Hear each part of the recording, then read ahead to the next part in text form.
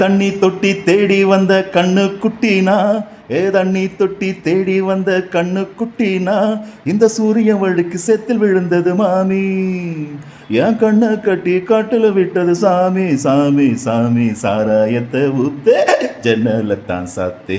அந்த விக்கல் கொஞ்சம் சரியாக வரல, அது கேஜேஎஸ் சூப்பராக பண்ணியிருப்பார். ஓகே, நம்ம அரசியலுக்கு வரலாம். அதாவது விஜய் பெரும்பான்மை பெற்று 4 நாளுக்கு மேலாச்சு. அதாவது தமிழக சட்டசபை தேர்தலில் 2026 அதிக இடங்களை பெற்று இப்போது ஒரு 4 நாளுக்கு மேலாச்சு.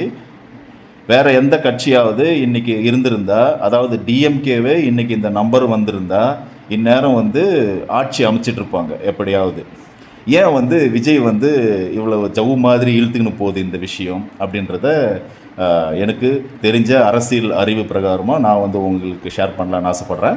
முதல்ல நம்ம சாதாரண ரசிகர்கள், சாதாரண மக்கள் இதுக்கு முன்னாடி, அதாவது எலெக்ஷனுக்கு முன்னாடி, அப்போது ஸ்டாலின் அவர்கள் முதலமைச்சராக இருக்கப்போ ஒரு 3 மாதமாக, அதாவது எலெக்ஷன் கேம்பெயின் ஆரம்பிக்கிறதுக்கு முன்னாடி பெருசாக பேசின விஷயம் என்னன்னா, சட்டம் ஒழுங்கு சரியில்லை, பெண்களுக்கு பாதுகாப்பு இல்லை, ரவுடிஸ் அதிகமாகிடுச்சு, கொள்ளை எங்கே பாரு அதிகமாகிடுச்சு அப்படின்னு சொல்லிட்டு இருந்தாங்க.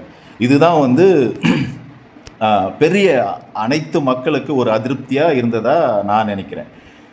இப்போது எலெக்ஷன் நடந்து முடிஞ்சு ரிசல்ட்டில் விஜய் அதிக எண்ணிக்கையில் இருக்கிறாரு, அவர் தான் முதலமைச்சர் ஆவார் அப்படின்ற அந்த விஷயம் மைண்டில் எல்லாருக்குமே இருக்கிறப்பவே பல விஷயங்கள் இங்கே நடந்துகிட்ருக்கு.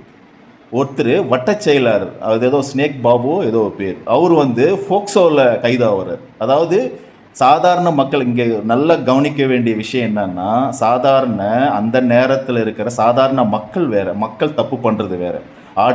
இந்த ஆட்சி வந்துருச்சு, இனிமேல் ரொம்ப கண்ட்ரோலை வச்சுப்பாங்க, ரொம்ப ஸ்ட்ரிக்டாக இருக்கும், போலீஸ் ரூல்ஸ் எல்லாம் அதிகமாக இருக்கும் அப்படின்னு பயத்தில் கண்ட்ரோலாக இருக்கிறது வேறு. மாமூலாக டிஎம்கே ஆட்சியில் இருந்தால் ரவுடிஸ் அதிகமாக இருக்கும் அப்படி இப்படின்னு சொல்லிட்டு இருப்பாங்க. இது பரவலாக எல்லாருமே பேசுகிற விஷயம். ஆனால் இப்போ டிவிக்கு ஆட்சிக்கு வரப்போகிற நிலையில் இருக்கிறப்போ, அப்போது அண்ணா ஆட்சிக்கு கெட்ட பேர் வரக்கூடாது இல்லை அப்படின்ற ஒரு நினப்பு கூட கிடையாது. அதாவது டிவிகேவில் இருக்கிற எம்எல்ஏக்கள் சரக்கு போட்டு ஆடுறாங்க. அதான் ஏற்கனவே பாடினல அந்த பாட்டு தான். புத்தி கெட்டதால, இது தப்பாக பாடுறேன், புட்டி தொட்டதால புத்தி கெட்டு போனே, ஊறுகாய கொண்டா உன்னையும் தொட்டுக்கிறேன், புட்டி தொட்டதால புத்தி கெட்டு போனே, ஊறுகாய கொண்டா உன்னையும் தொட்டுக்கிறேன், அடடா ரம்மு வந்தா ராகம் வரும் கொண்டா, அதுவும் பத்தாதம்மா கொண்டாடி அண்டா, அடடா ரம்மு வந்தா ராகம் வரும் கொண்டா அப்படியே டான்ஸ் போடுறாருங்க பீர் பாட்டில் வச்சுக்கணும் ஒரு எம்எல்ஏ அவர். அடுத்து இன்னொரு விஷயம், நடு ரோட்டில் ஒரு ஆட்டை கட் பண்ணி, தலையை கட் பண்ணி செலிப்ரேட் பண்ணிட்டு இருக்கிறானுங்க. யார்? டிவிக்கே தொண்டர்கள். அதாவது கொஞ்சமாவது நினப்பு இருக்கா, நம்ம என்ன சொல்லிட்டு நம்ம அண்ணனுக்கு ஓட்டு போட்டோம் அப்படின்னு சொல்லி.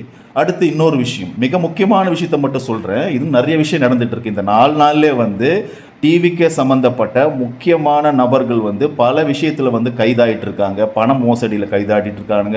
இதில் அப்புறமா கேக் வெட்டுறாங்க, அதாவது ரவுடிகள் பண்ணுவாங்க. இதில் எம்எல்ஏக்கள் என்ன பண்ணுறாங்கன்னா பட்டாக்கத்தியில் கேக் வெட்டிட்டு இருக்காங்க. இதெல்லாம் இன்னும் ஒரு சிஎம்ஏ ஆகிறதுக்கான முயற்சிகள் நடந்துட்டுருக்கு. பிச்சை பாத்திரம் ஏந்தி வந்தேன் ஐயனே என் ஐயனே, பிண்டம் என்னும் எலும்போடு சதை நரம்புதிரமும் அடங்கிய உடம்பு எனும் பிச்சை பாத்திரம் ஏந்தி வந்தேன் ஐயனே என் ஐயனே. இந்த பாட்டு திடீர்னு ஞாபகம் அதனால் பாடினேன். நீங்கள் எதுவும் தப்பாக நினச்சிடாதீங்க. இப்போ இருக்கிற சிச்சுவேஷனுக்கு இதுக்கும் கனெக்ட் பண்ணதா நினச்சிடாதீங்க. சும்மா ஜஸ்ட் அதை பாடினேன். இப்போ விஜய்க்கு அதிக பெரும்பான்மை தேவைப்படுது. அதனால் என்ன பண்ணுறாருன்னா கட்சிகளை அழைப்பு விடுக்கிறாரு, ஆளுநரை போய் சந்திக்கிறாரு, அழைப்பு விடுக்கிறார். இப்போ டாபிக் மாற்றிட்டு போயிட்டுருக்கேன். ஃபஸ்ட்டு என்ன டாபிக் பேசிகிட்டு இருந்தேன், சட்டம் ஒழுங்கு. இப்போ சட்டம் ஒழுங்கு நிறைய பேர் என்ன பண்ணாங்கன்னா சட்டம் ஒழுங்கு சரியில்லை அப்படின்னு சொல்லிட்டு இருந்தாங்க.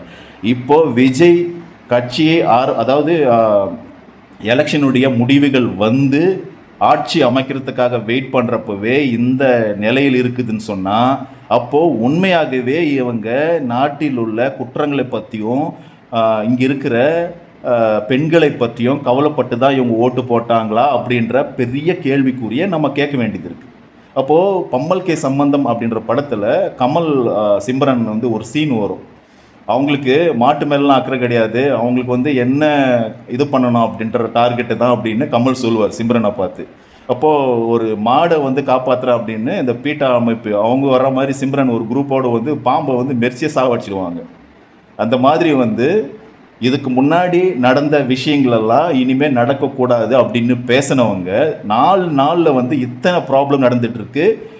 டிவிகேனுடைய முக்கிய நிர்வாகிகள் முதன்மை பொறுப்பில் இருக்கிறவங்க பண்ணிகிட்ருக்காங்க. அப்போது இவங்க என்ன மாதிரியான விஷயத்தை முன்னெடுத்து வந்தாங்க, எதுக்காக இந்த மாதிரி பண்ணிகிட்ருக்கிறாங்கன்னு நீங்கள் புரிஞ்சுக்கிங்க. அதாவது இவங்களுடைய எய்மு அண்ணனை உட்கார வச்சிடணும், அதுதான். அவங்க ஒரு சினிமா உலகத்தில் வாழ்ந்துட்டு இருக்காங்க. அதனால் வந்து இவர் அரசியல் வந்துட்டார், அவரை வந்து நாங்கள் முதலமைச்சர் ஆக்கியே தீர்வோம்.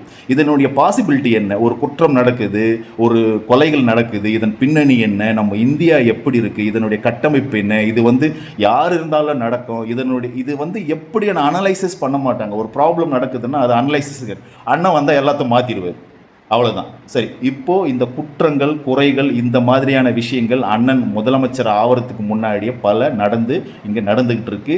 இனி வருங்காலங்களிலும் அது நடக்கும். விஜயால் பெருசாக எதுவுமே பண்ண முடியாது அப்படின்றது தான் என்னுடைய ஆணைத்தரமான ஒரு கருத்து. அடுத்து ஆட்சி அமைக்கிறதுக்கு வரலாம். இப்போது பெரும்பான்மை கிடைக்கல, அதனால் என்ன பண்ணுறாருன்னா ரிக்வஸ்ட் பண்ணிட்டு இருக்கிறார். ரிக்வஸ்ட் வந்து காங்கிரஸ் ரிக்வஸ்ட் பண்ணதுக்கு முன்னாடியே போயிட்டு ஆதரவு தெரிவிச்சிட்டாங்க. அவங்களுக்கு அவ்வளோ இறக்க குணம், விஜய் கஷ்டப்படக்கூடாது, விஜய் வந்து சிஎம் ஆயிடணும் அப்படின்னு. டிஎம்கே கூட இருந்த டிஎம்கே கட்சிக்காரங்க ஓட்டு போட்டிருப்பாங்க காங்கிரஸுக்கு. இப்போ எனக்கு ஒரே ஒரு கேள்வி தான், விஜய் வந்து திமுக ஒரு தீய சக்தின்னு சொல்லிட்டு இருந்தார்ல, இப்போது கூட்டணி கம்யூனிஸ்டுகள், காங்கிரஸுகள், விசிகே, முஸ்லீம்ஸுக்கு, இவங்க இந்த முஸ்லீம் லீக் 2 கட்சி இருந்தாங்க, இவங்க கூடலாம் வந்து டிஎம்கே ஓட்டும் இருக்குது. அந்தந்த தொகுதியில் டிஎம்கே ஓட்டு போட்டிருப்பாங்கல்ல, பல தீய சக்திகள்லாம் ஓட்டு போட்டிருக்குல்ல. இப்போ அந்த தீய சக்திகளெல்லாம் ஓட்டெல்லாம் நீ ரிஜெக்ட் பண்ணிட்டோம்னா உங்களால் வந்து மாற முடியுமா சிஎம்மா? அப்போது அந்த தீய சக்தியை ஓட்டு தான் இன்றைக்கி நீங்கள் கெஞ்சிக்கிட்டு இருக்கீங்க. ஏன் அதிமுக கிட்ட போய் ஓட்டு கேளுங்க, ஹெல்ப்பு கேளுங்க. ஏன்னா அவங்க ஃபுல் பாஜகனுடைய அடிமையாக, கொத்தடிமைகளாக, முரட்டு அடிமைகளாக மாறி போய் பல வருஷம் ஆகுது. அதனால் அவங்களாண்ட கேட்க முடியாது. அவங்களாண்ட கேட்டிங்களன்னா மக்கள் வந்து உங்களை நிராகரிப்பாங்க. அடிமை கூட்டத்தோடு நீங்களும் சேர்ந்த அடிமைகளா அப்படின்னு கேள்வி கேட்பாங்க. அப்படின்றது இது ஒரு விஷயம். இப்போது ஆளுநர் மக்கள் என்ன பண்ணுறாங்கன்னா, இந்த டிவிக்கு ஆதரவாளருக்கு நிறைய பேர் இப்போது இந்த இழுத்தடிப்புக்கு ஆளுநர் வந்து என்ன பண்ண ப்ரொசீஜர் என்ன, பெரும்பான்மை வந்து கிடைக்கல, 108 இடம் இருக்குது, நீங்கள் ஆளுநரை சந்திக்கிறீங்க, லெட்டர் கொடுக்குறீங்க. அடுத்து நீங்கள் என்ன சொல்லணும்னா, ஆளுநர் பெரும்பான்மை நிரூபிங்க, வாங்க சட்டசபைக்கு வாங்க கூட்டலாம் அப்படின்னு சொல்லணும். இதுதானே உலக வழக்கு? வடிவேல் சொல்கிற மாதிரி இதானங்க உலக வழக்கம் அப்படின்னு வரும். அதே மாதிரி இதுதான் வழக்கம். ஆனால் என்ன பண்ணுறாங்கன்னா, இந்த பிஜேபி லேட் பண்ணுறாங்க, டிலே பண்ணுறாங்க. அப்போது இவங்களுக்கு காங்கிரஸ் சப்போர்ட் பண்ணது ஒரு பெரிய மைனஸ் பிஜேபிக்கு. ஏன்னா காங்கிரஸ்காரன் வந்து எதிரி, இந்திய அளவில் காங்கிரஸ்காரன் எதிரி. அவன் எந்த அளவுக்கு எதிர்க்கிறான், எந்த அளவுக்கு ஃபைட் பண்ணுறதெல்லாம் கிடையாது, ஆனால் எதிரி. அதனால் காங்கிரஸ் இல்லாத இந்தியா உருவாக்குன்றது தான் அவங்களுடைய ஒரு ஐடியாலஜி. அது பிரகாரம் என்ன பண்ணுறாங்கன்னா, காங்கிரஸ் 5 பேர் ஹெல்ப் பண்ணுறதுனால விஜய்க்கு வந்து இழுத்து அடிக்கிறாங்க. அடுத்து விசிகாவை கேட்டிருக்கிறாரு, கம்யூனிஸ்ட் கேட்டிருக்காரு, இவங்கெல்லாம் உள்ளே வந்துட்டாங்கன்னாக்கா விஜய்க்கு வந்து இன்னும் வந்து இந்த பிஜேபி எதிர்ப்பு வந்து அதிகமாக இருக்கும். அதனால் வந்து நமக்கு வந்து சாதகமாக இருக்காது சவாரி செய்கிறதுக்கு, குதிரை மேலே ஏறி சவாரி செய்கிற மாதிரி. அந்த மாதிரி வந்து பிஜேபி எல்லா இடத்துலையும் பண்ணி தான் எல்லா கட்சியும் காலி பண்ணாங்க.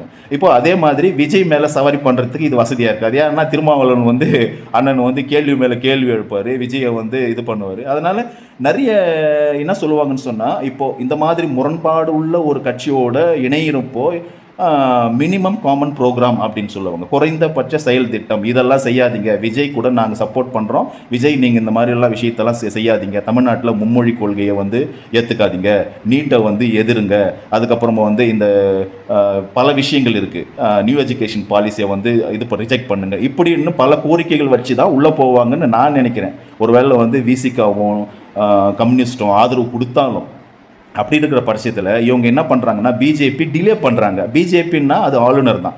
ஆளுநர் எங்கெல்லாம் இருக்கிறாரோ, இன்றைக்கி வந்து சென்ட்ரல் கவர்மெண்ட்டில் வந்து மோடியும் இந்த 2 பேர் இருக்கிறாங்க, உங்களுக்கு தெரியும். இவங்கெல்லாம் என்னென்ன வேலை பண்ணுவாங்க ஆளுநரை வச்சு. இப்போ வந்து டிலே பண்ணிட்டு இருக்காங்க. இப்போ டிலே பண்ணுறப்போ ஆட்டோமேட்டிக்காக நடக்குன்னா குதிரை பேரம் நடக்கும். குதிரை பேரன்னு சொன்னால் எம்எல்ஏக்களை வாங்குறது. இப்போது ரொம்ப வீக்கஸ்ட் எம்எல்ஏ யார் இருப்பாங்கன்னா அவங்க வந்து உங்களுக்கே தெரியும், ஏடிஎம்கே எம்எல்ஏ. அவங்க வந்து பல கோடிகளை கொடுத்தா அவங்க ஆட்டோமேட்டிக்காக இவங்க பக்கம் வந்துடுவாங்க. அப்போ குதிரை பேரத்தில் மூலமாக அந்த பிஜேபி சப்போர்ட் உள்ள இந்த எம்எல்ஏ, அதிமுக எம்எல்ஏலாம் இவங்க பக்கம் வந்துட்டாங்கன்னா ஆட்டோமேட்டிக்காக என்ன ஆகும், அப்போ பிஜேபியை சப்போர்ட் பண்ணுறாங்க. காங்கிரஸ் 5 தான், ஆனால் இவங்க நிறைய பேர் இருக்கிறாங்க. ஒரு 30 பேர் வந்துட்டாங்கன்னு வச்சிங்களேன், எடப்பாடி பழனிசாமியிலிருந்து அவருடைய வார்த்தையை மீறி. அப்போ என்ன ஆகும், அப்போ இன்னும் ஸ்ட்ராங்காகவும், அப்போ பிஜேபி இன்ஃப்ளூயன்ஸ் அதிகமாகும். இந்த வேலை பண்ணுறதுக்காக தான் இந்த ஆளுநர் வந்து, இந்த ஆளுநர் இல்லை, இப்போ நானே வந்து ஒரு பிஜேபி காரனாக இருந்து அங்கே ஆளுநராக இருந்தாலும் அங்கே வந்து யார் சொல்கிற வச்சு கேட்கணுன்னா மேலே இருக்கிற அந்த ஜிக்கள், 2 ஜிக்கள், அமித்ஷா அண்டு மோடிஜி, இவங்களுடைய பேச்சு கேட்டுக்கு தான் ஆளுநர்கள் ஆடுறது.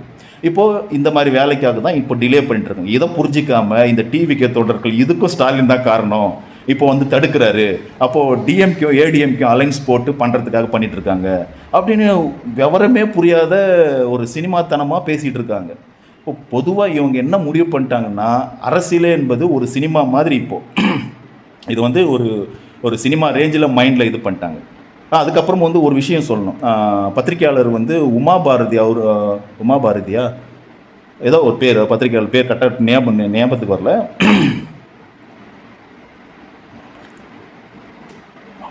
பத்திரிகையாளர் உமாபதி அவர் வந்து ஒரு யூடியூப்பில் ஒரு வீடியோ ஒன்று போட்டிருக்கிறார். அதாவது விஜய் மேலே ஒரு விதமான ரிலேஷன்ஷிப்பை தானாகவே வளர்த்துக்குன்னு இவங்கெல்லாம் வந்து அடிமையாயிட்டாங்க. அது வந்து ரிலேஷன்ஷிப் ஏதோ டிசார்டர் ஏதோ சொல்கிறாங்க, சைக்கலாஜிக்கலாக ஒரு ப்ராப்ளம் அப்படின்னு சொல்லி.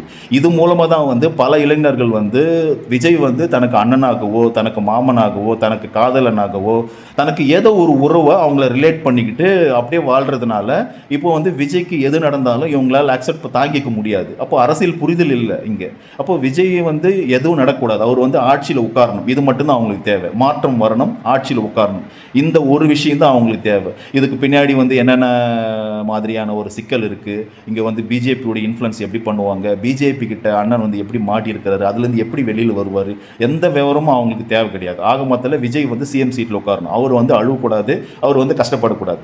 இதுக்கு எதிராக அவங்களுடைய ஒய்ஃப் வந்தாலும் அவங்கள திட்டுவாங்க, அவங்க பிள்ளைங்க வந்தாலும் அவங்கள திட்டுவாங்க. இதுதான் வந்து ஒரு மென்டாலிட்டி. படம் வந்து எந்த அளவுக்கு நமக்கு சேஃபஸ்ட் பல கோணங்களை நம்ம பார்த்து தான் ஓட்டு போடணும். ஆனால் எந்த தெளிவுமே இல்லாமல், எந்த புரிதலுமே இல்லாமல் இப்படி ஓட்டு போட்டுட்டு இப்படி தனி பெரும்பான்மை கிடைக்காம இன்னைக்கு அலையிறாங்க. இது ஒரு பாஸ்போர்ட்டு காலமாகி போச்சு. நேராக போகிறாங்க, பாஸ்போர்ட்டில் ஆர்டர் பண்ணுறாங்க, ஒரு 2 நிமிஷம் வெயிட் பண்ண முடியாது, வேற ஒருத்தருக்கு போட்டுட்டு இருப்பாங்க, அதுக்குள்ளே வேற ஒரு கடை பார்க்கலான்னு போயிடுவாங்க. அப்போது அவங்க நிற்கிற இடத்துல ஆர்டர் சொல்லணும், டக்குன்னு ரெடி பண்ணணும், சுட கொடுத்துடணும் அவங்களுக்கு, அவ்வளோதான். இப்போது விஜய் வந்து ஆகலை. இன்னைக்கு ஏதாவது ஒரு போராட்டம் நடக்குதா பாருங்கள். ஒரு பொலிட்டிக்கலாக ஆர்கனைஸ் ஆகியிருந்தா இவங்கெல்லாம் வந்து இனிமேல் போராட்டம் நடத்திருப்பாங்க, வீதியில் வந்து இறங்கியிருப்பாங்க. ஆளுநருக்கு எதிராக இன்றைக்கி ஆளுநர் தான் முட்டுக்கட்டையாக இருக்கிறாரு. அப்போது அரசியல் படுத்தாத இந்த கூட்டங்கள் வந்து அங்கங்கே அவன் வேலையை பார்த்துட்டு இருக்கான். இதே டிஎம்கேக்கு நடந்திருந்தா என்ன இருக்கும், இந்நேரம் வந்து வீதியில் இறங்கி போராடி இருப்பாங்க. அதாவது ப்ரொசீஜராக என்னென்ன பண்ணணுமோ அது பண்ணியிருப்பாங்க, அடுத்து வீதியில் இறங்கி போராடி இருப்பாங்க. என்னையா நடக்குது இதெல்லாம் நாட்டில்? கொஞ்சமாவது சிந்திங்க. இனிமேலாவது ஓட்டு போடும்போது சிந்திங்க, சிந்தித்து செயல்படுங்க. யாருக்கு ஓட்டு போடுறோம்? சும்மா தீய சக்தின்னு சொல்லிட்டு ஓட்டு போட்டிங்க. இன்றைக்கி அந்த தூய சக்தி வந்து ஒரிஜினல் தீய சக்தி எங்கே இருக்காருன்னா ஜீகள், 2 ஜீகள். அது வந்து இந்த இந்தியாவுக்கே தெரியும் யார் தீய சக்தின்னு. அந்த தீய சக்தி எதிர்க்க முடியாத நீ என்ன தூய சக்தி?